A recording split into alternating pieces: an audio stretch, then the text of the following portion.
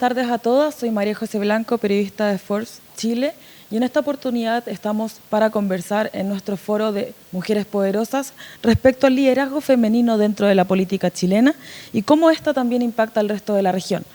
Para aquello tenemos a 3 invitadas que viven muy de cerca la política chilena. Quiero comenzar dándole la bienvenida a la abogada y jefa de gabinete del Ministerio de la Mujer y Equidad de Género, Javiera Cabello, quien además es una de las asesoras más cercanas al actual presidente. Muchas gracias, Javiera, por aceptar nuestra invitación. A ustedes. Quiero también saludar a la diputada independiente por la región del Maule y cercana al Partido Renovación Nacional, Paula Labra, quien previo a su elección parlamentaria se desempeñó como Seremi de Salud Metropolitana durante el último periodo presidencial de Sebastián Piñera. Bienvenida, diputada Labra. Muchísimas gracias por la invitación.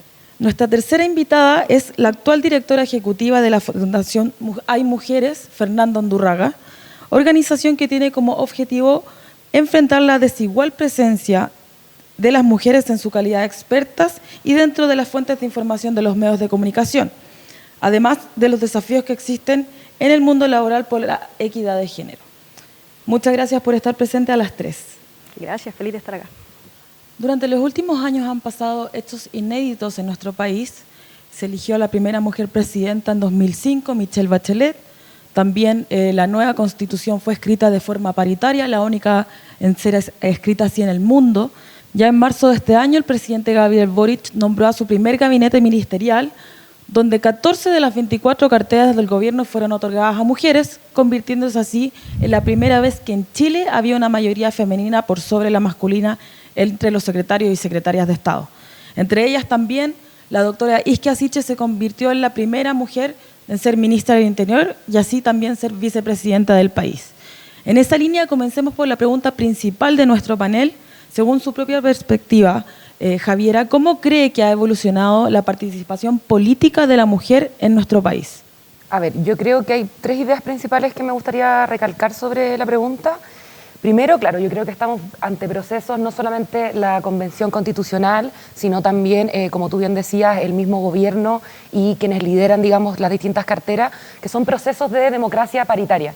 Creo que hoy día Chile está viviéndolo en distintos niveles y eso, sin lugar a dudas, permite reconocer que existen nuevas formas de hacer política también. Creo que hoy día hemos entendido que además una cosa muy simple para todas las mujeres que trabajamos en política, que es que la idea de que las mujeres somos la mitad de la población mundial y que tenemos también una representación o tenemos derecho a tener esa representación dentro de los espacios formales de toma de decisiones, es algo que en el fondo choca bastante, pero que en alguna medida hoy día lo estamos viviendo en Chile. No creo que haya una respuesta específica, pero sin lugar a dudas es un avance que hoy día estemos en primera línea de forma paritaria en cargos de representación. Otra idea creo que tiene que ver con que eso no es gratis para nosotras. Eso para mí implica, sin lugar a dudas, un ejercicio de violencia también, que es una respuesta cuando las mujeres comienzan a acceder al poder. Acá me refiero a, por ejemplo, la violencia política que viven en redes sociales las mujeres. No es menor destacar que principalmente a las mujeres de la Convención Constitucional se les atacó mucho por sus decisiones al votar una u otra norma constitucional. Y también me gustaría recalcar que el proceso de evolución en la participación política no solo es institucional. A mí me gustaría recordar, dentro de tú hacías un recuento, pero también faltó el 2018, Mayo Feminista de las estudiantes, pero que movilizó a las mujeres en todo el país para luchar por distintos tipos de temas. O sea, creo que ahí también la idea de las mujeres en el que se sienten representadas en la toma de decisiones, y no solo por personas que son electas, sino también porque ellas pueden decidir. Creo que la elección presidencial marca una diferencia en ese sentido. También la convención, el plebiscito y en general el ascenso, digamos, no solo en participación de representación, sino directamente en la toma de decisiones a nivel de ciudadanía. O sea, votar ya es un ejercicio en el que las mujeres han tomado la decisión de empezar a aumentar su participación. De hecho, tú la marcha que mencionabas, la del 2018, es una de las más grandes que se generó en el feminismo también. El 8 de marzo marcó, ese 8 de marzo marcó un antes y un después de las marchas de ese día.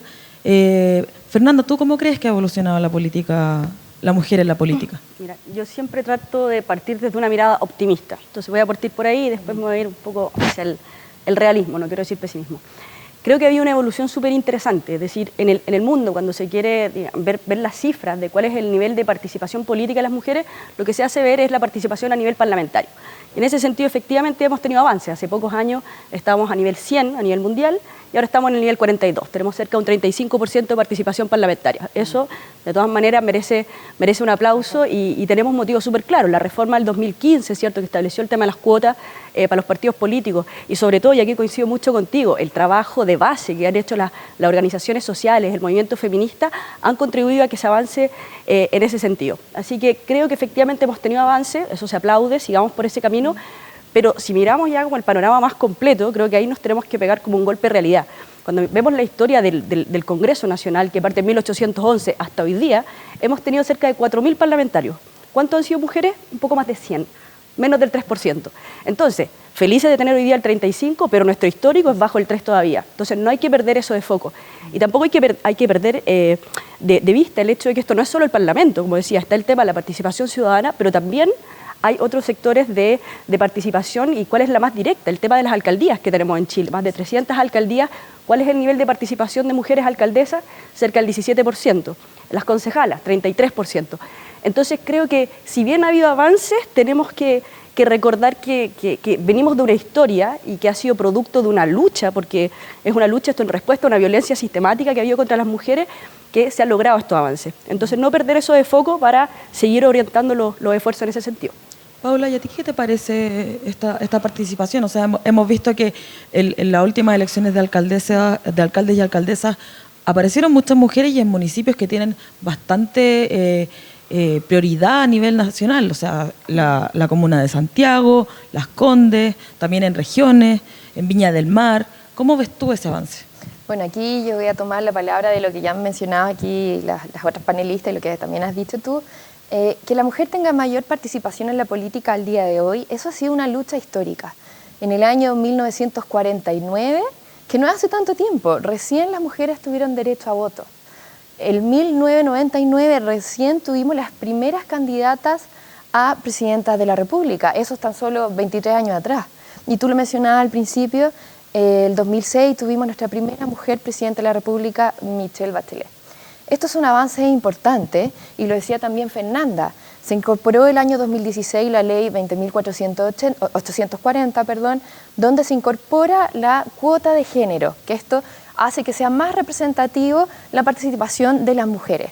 El año 2017 eran 35 mujeres diputadas de 155 y actualmente pasamos de esas 35 a 55. Donde yo orgullosamente represento la bancada donde somos más mujeres de todas las bancadas del Parlamento. Se ha ido avanzando, se han impuesto leyes, herramientas que permiten que las mujeres participen más en política, pero más allá de eso yo creo que esto no es suficiente y que debemos tomar acciones desde las bases, es decir, poder empoderar a las mujeres a que se atrevan a dar el paso a participar en la política, porque ese es otro tema que también tenemos que abordar.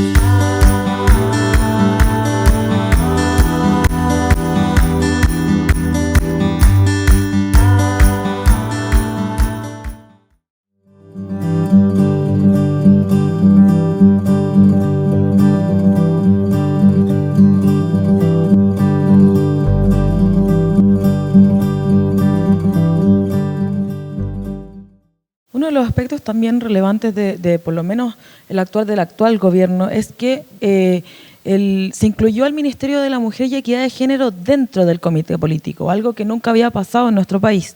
En En esa línea, Javiera, tú que vienes del gobierno, ¿de qué forma se ha marcado la diferencia, la presencia de la perspectiva de género en las políticas de gobierno? ¿Y cuál también es la relevancia de diseñar e implementar leyes con sensibilidad de género? Claro. Me gustaría primero destacar que la red de transversalización de género en el Estado es una institucionalidad que existe hace hartos años, así que en estricto rigor la lucha y el trabajo que llevan muchos años distintas funcionarias públicas por levantar políticas públicas con perspectiva de género es algo que me gustaría destacar, porque además, independiente del gobierno de turno, es un trabajo importante que hoy día va rindiendo frutos y que en muchos programas y políticas públicas hoy día tienen enfoque de género o al menos aspiran a tenerlo. Eso como punto base. Creo que la diferencia de que la ministra Orellana esté en el comité político implica hoy día, primero, un reconocimiento simbólico a la relevancia que tienen las mujeres, o sea, tiene una idea desde el simbolismo, pero también no solo desde la política pública en el detalle. Tú comprenderás que en el comité político en general se conversa más de la contingencia y la toma de decisiones más nuclear e importante con quienes asesora, digamos, el presidente.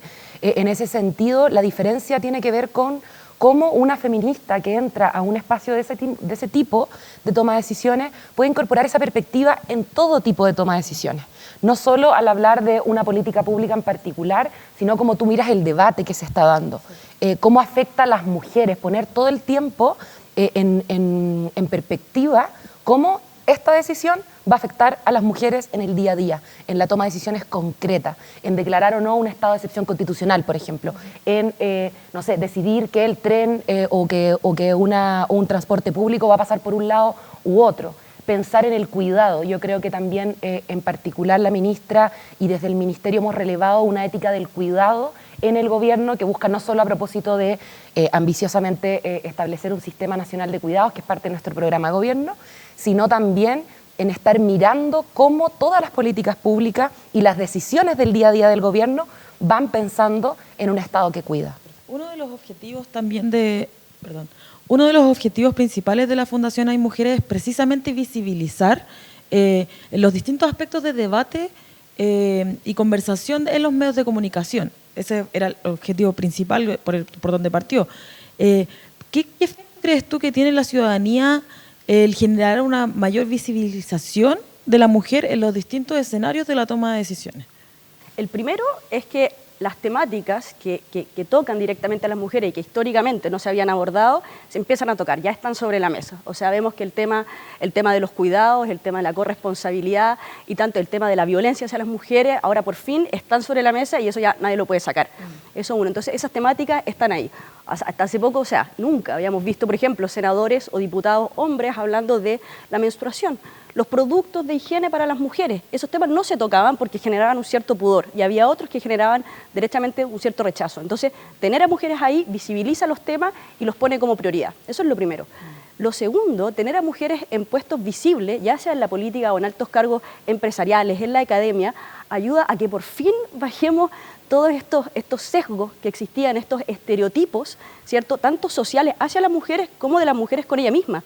Si te fijas, ejemplos súper pequeños, la mujer hasta hace poco, si no me equivoco, el año 96, en el Código del Trabajo estaba establecido que no podía entrar a faenas mineras. Exacto. Pero no era solo, yo pensaba, claro, porque la mujer quizás es más chiquitita, no tiene fuerza, pero no, la norma decía, la mujer no puede entrar a la faena porque puede ser peligrosa dada su condición física y moral.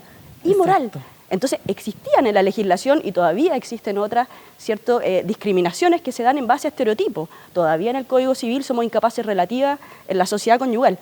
Entonces, el hecho de tener a mujeres en puestos interesantes de poder, sobre todo en la política, ayuda a que esos estereotipos se vayan derribando, ¿cierto?, de la sociedad a las mujeres, pero también para las mismas mujeres. El hecho de tener referentes, de tener ejemplos afuera, es súper importante para derribar el famoso síndrome del impostor. No me la puedo, no soy suficiente. Las mujeres tienen que cumplir sobre el 80% de los requisitos de una oferta para postular una pega. El hombre después del 50% se tira. Entonces, creo que reforzar esos temas de seguridad y de decir, oye, hay otras que han podido, yo también, es súper importante. Y ahí se genera un espacio súper interesante, que es lo que decíamos, existen mecanismos para que la mujer participe en política, están las cuotas. Existen otras normativas o incentivos para las empresas para que también lo tengan. Pero hay otro componente que es mucho más difícil de captar porque parece un poco más etéreo, que es el tema de la opinión. ¿Qué es esto de la opinión pública? al final las medidas que se toman desde un gobierno o desde los diferentes niveles de la sociedad, se toman estas decisiones a partir de una opinión. ¿Y cómo se forma la opinión? En función de la información que vamos recibiendo. Entonces, si no tenemos representatividad efectiva de hombres y mujeres, finalmente las decisiones que se van a estar tomando van a estar sesgadas por una visión masculina, absolutamente válida, pero no puede tomar todo, ¿cierto?, todo el espectro. Entonces, en ese sentido, creemos que es muy importante generar espacios donde las mujeres estén presentes. En este minuto es cerca de un tercio de las opiniones que encontramos de expertos en los medios de comunicación, escritos, televisión, radio, redes sociales, un tercio son mujeres. Exacto. Entonces, si mantenemos ese problema, las mujeres van a seguir estando subrepresentadas y esto llega a tener efectos tanto en ellas como en la sociedad y finalmente en la calidad de la democracia, porque la información no está siendo bien representada por todos los estamentos de la sociedad. ¿Ustedes están de acuerdo con que existan cuotas de género tanto en la política como en las directivas empresariales o dentro de las organizaciones? Paula, ¿qué opinas tú? De todas maneras hay que implementar y buscar herramientas que fomenten la participación, la representación de las mujeres. Pero aquí voy a comentar un ejemplo bastante claro. En la elección de constituyente, las cuotas de género beneficiaron a más hombres que a mujeres.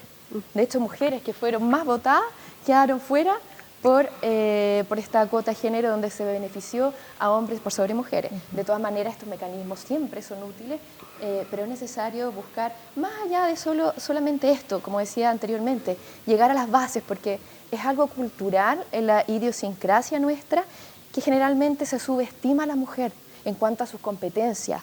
Eso cada vez se ha visto menos, pero es una realidad. Por lo tanto, como bien decía Fernanda, cuando nosotros vemos a mujeres en cargos importantes de toma de decisiones, eso motiva a más mujeres a decir, chuta, yo puedo llegar lejos, yo también puedo hacerlo. Y pongo un ejemplo súper claro, la doctora Paula Daza, que lideró la pandemia exitosamente en nuestro país en toma de decisiones muy potentes, que impactaban la salud de miles de chilenos, cientos, millones de chilenos. Yo creo que ver esos ejemplos ayudan a que muchas más mujeres decidan y tengan el coraje de avanzar y entrar en esto. Por lo tanto, tiene que ser una mezcla entre reconocer la meritocracia de las mujeres, que se la pueden, ayudarlas a que tomen el poder, empoderarse de avanzar, junto con las herramientas como las cuotas de género. Y en esa línea, ¿cuáles son las mayores dificultades que enfrentan las mujeres que deciden participar en la vida política? Ustedes, por ejemplo, ¿tienen alguna experiencia personal que recuerden que haya sido difícil? Un poco relacionado con la respuesta anterior, la meritocracia en la mujer, o sea, no se reconoce siempre sus méritos. Y voy a dar un ejemplo a título personal. Cuando yo asumí como Seremi de Salud, se criticó mucho, sin saber mi experiencia laboral, mi currículum, mis estudios por detrás que me llevaron a tomar ese cargo. Y en muchos casos, parece que lo comentaba Javiera, también los temas de la funa en redes sociales, y en muchos casos se cuestionaba, ella estará ahí porque tuvo una relación, por decirlo de alguna manera bonita, con alguna jefatura, no porque tiene las competencias necesarias. Y eso lo vemos, y es así, es una realidad. Se ve principalmente en las mujeres, no se le cuestiona a los hombres. Exacto. Oye, él habrá tenido una relación con su jefa, no se cuestiona eso, pero en las mujeres sí. Y otra gran dificultad yo creo que es conciliar la vida personal, familiar, con lo laboral. Y yo creo que eso es algo en que tenemos que avanzar para que tengamos más mujeres en política.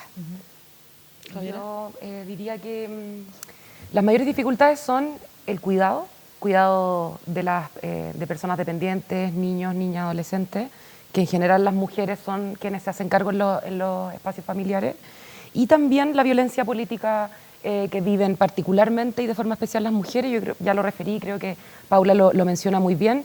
Dos situaciones se me vienen a la mente. La primera, que mi partido, muy orgullosa estoy, luchamos en el CERVEL por la incorporación del gasto electoral en las campañas políticas pasadas, del gasto por cuidado. O sea, ¿cómo pretendían que una mujer que tiene que cuidar hijos pudiera...?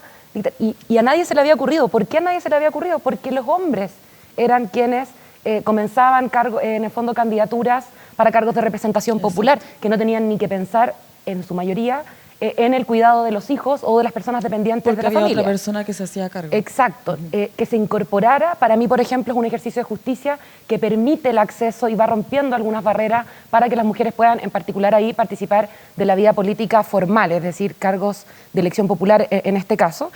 Otro ejemplo personal que se me ocurre es que mi conocimiento a nivel público se hizo mucho más fuerte a propósito del cambio de look del presidente Boric durante la primera y segunda vuelta, y no al hecho de que yo fui su jefa de campaña para juntar más de 35.000 firmas en tiempo récord para poder legalizar nuestro partido y juntar en el fondo levantar la candidatura. Exacto. Y luego haber ganado la muy inesperada primaria contra el candidato comunista Daniel Jadwe. Nada de eso se me reconoció, que yo fui quien lideró una coalición entera en una campaña presidencial. Exacto. Sino más bien que yo le había cambiado la ropa y el look al hoy día presidente de la República. Creo que ese es un ejemplo bien claro de cómo a alguien se le puede invisibilizar simplemente por el hecho de ser mujer. Perfecto. ¿Cómo no va a haber barreras si pasan este tipo de cosas? Y tenía un desincentivo súper... Y fuera prensa, que ahí yo quiero ser honesta, creo que la prensa juega un rol muchas veces negativo en ese sentido, en invisibilizarnos o permitir que exista la duda. ¿Por qué tiene o no Paula la competencia para ser Seremi? ¿Tiene Javier o no más competencias que arreglarle el pelo y la ropa? Y que se dedican horas en los matinales también o también en las páginas de diarios a debatir respecto al tema. Sí, pues, y en ese sentido yo como para complementar un poco lo que se estaba comentando sobre por qué las mujeres todavía participan menos en política, y creo que aquí hay dos grandes obstáculos, uno de ingreso y otro de permanencia. O sea, ingreso ya se estaba mencionando, el tema de la violencia, o sea, que sufren las mujeres en los estudios internacionales que miran cómo las mujeres son agredidas versus cómo lo son los hombres, a todos se les critica, pero a los hombres no se les dice te voy a violar, voy a matar a tu familia, y ese nivel de violencia... No se lo cuestionan tampoco. No, absolutamente. Entonces, eso es algo que afecta directamente a las mujeres. Entonces, existe una gran barrera para que las mujeres entren y esto se pueda tocar a nivel normativo. Tenemos, ¿cierto?, la ley del tema de las cuotas, pero ojo ahí también, porque hay un doble clic y miremos en qué posición están quedando las mujeres en las listas, cómo están accediendo a financiamiento.